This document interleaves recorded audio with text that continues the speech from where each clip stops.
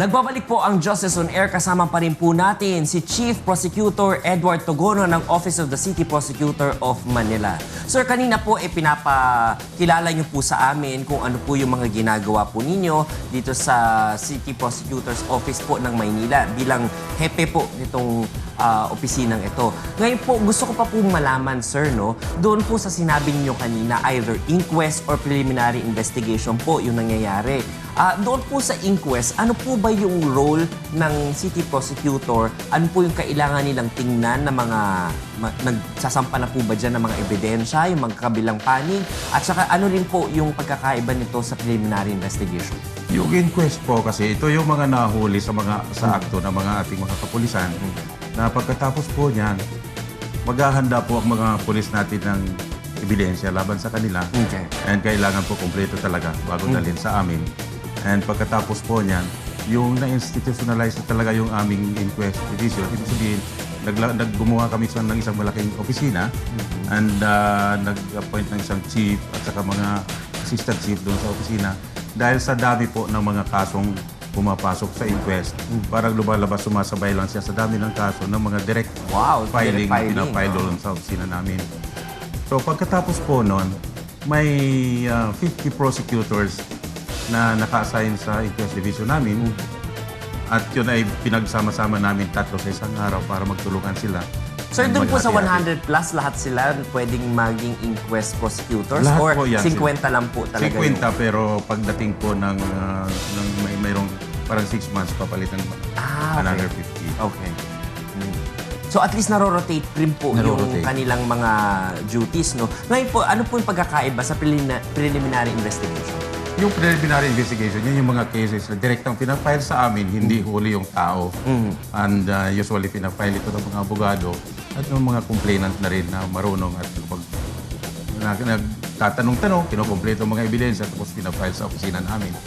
And yun yung mga cases na yun na nagkakanda kami ng preliminary investigation na binibigyan ng opisina namin ng 90 days para tapusin ito. Wow! Ito naman pong sa inquest na balikan natin, sir. Doon po, mula doon sa pag-file nila, ilan naman po yung umaabot po sa korte? Lahat po ba na nai-inquest umaabot po sa korte? Minsan nagkakaproblema kami sa ebidensya ng mga pulis.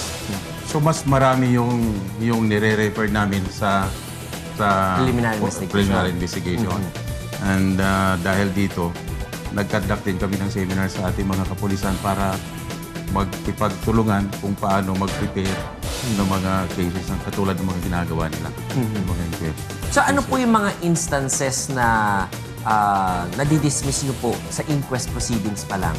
I mean, pag may mali ba sa panghuli ng pulis, yung hindi nagpakilala, hindi sinabi yung tinatawag na Miranda rights, nadidismiss nyo po ba on that level pa lang po ba? Or basta po may ebidensya na nakagawa po ng kasalanan, kahit hindi po nasabi yung mga Miranda rights doon sa hinuli, pwede pa rin umusad yung kaso? Hindi kami nag-dismiss outright sa inquest. Kung may kulang ang ebidensya, nire-refer yun sa preliminary investigation. I see.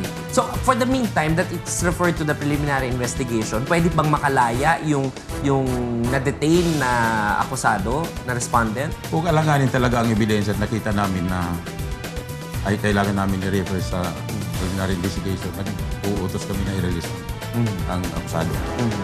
Tapos doon naman po sa preliminary investigation, sir, no? Siyempre, ito yung medyo buff talaga ng ginagawa po ninyo dahil ito yung humaharap yung mga parties, no, sa harap po ninyo. Ano po yung mga panuntunan na kailangan pong sundin ng bawat prosecutor na lagi nyo pong pinapaalala sa kanila? Bigyan ng karapatan yung mga respondents na maisabit ang mga dapat nilang submit.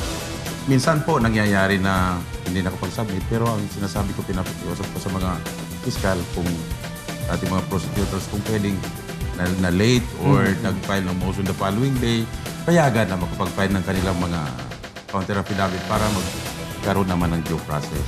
At Sir, mapagbigyan, mapakinggan ang kanilang mga dapat sabihin. Alam rin po natin sa Maynila, no, sa City of Maynila, medyo marami rin po dyan yung nasa C tsaka D class po na ating mga kababayan na hindi po maka-afford ng mga abogado. At the time of preliminary investigation, do you encourage them na mag-hire na po ng abogado para po, kunwari sila yung naakusahan, sila yung respondent, ma-idepensa nila, maibigay nila ng maayos po yung kanilang mga kaso? Mayroon ding pinupuntahan ng mga litigants na kapareho nila. Mayroong opisina ang City Hall na mayroong more than 20 na mga abogado na nagbibigay ng legal aid.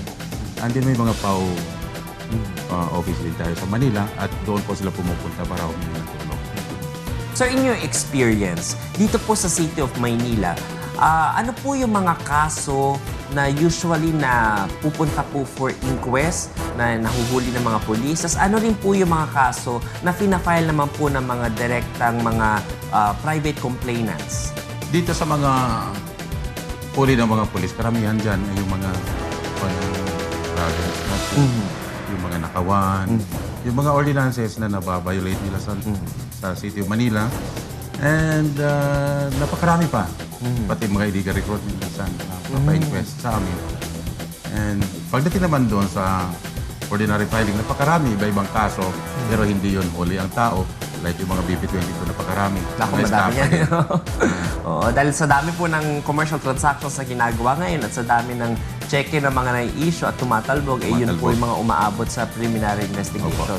Do you have certain cases po na kung saan iba po yung parang mas mahigpit kayo, tas dito sa certain cases, kumari mga petty crimes, mas maluwag naman po yung mga assistant city prosecutor po ninyo sa mga pagre-resolve ng kaso o sa paghahain nito sa korte? Pare-pareho lang po ang treatment namin sa lahat ng kaso, pero maging mahigpit kami dito sa mga illegal recruitment, yung mga trafficking, yung mga kaso. Kasi ito yung medyo mabigat sa ating lipunan, saka yung drugs po. And marami po sa Maynila kasi. So medyo, kung titignan mo, pare-pareho sa amin lahat ng kaso, kaya lang medyo nabibigyan natin importansya yung mga ganitong kaso. So ngayon po sa inyong experience din dito sa City Prosecutor's Office ng Maynila, ano po yung mga tumatak na mga malalaking kaso po na successfully po na nailabas niyo po sa inyong opisina and at the same time nakasampa na po sa korte, at may mga kaso rin po ba kayong naalala na successfully prosecuted po by the City of Ang Manila? natatandaan ko ng mga malalaking kaso, yung mga nasa drugs na puminsan ilang kilo, yung mga na-recover ng ating mga kapulisan sa Maynila. And ito yung mga pinoprosecute po ngayon ng ating mga prosecutors sa Regional Trial Court ng Manila. Marami ring mga cases na mga kilalang mga, pero hindi na natin babanggitin. Kasi pending pa, no? Pending pa. Maraming mga illegal recruitment cases na nagkaka-interest kami dahil sa napakaraming mga involved na mga tao, at so kailangan namin mapabilisan din ang pag-prosecute ng mga kaso ganito. Sa ating pagbabalik, ating pang tatalakayin ang tungkol sa Office of the City Prosecutor of Manila. Manatili pong nakatutok, magbabalik po ang Justice on Air.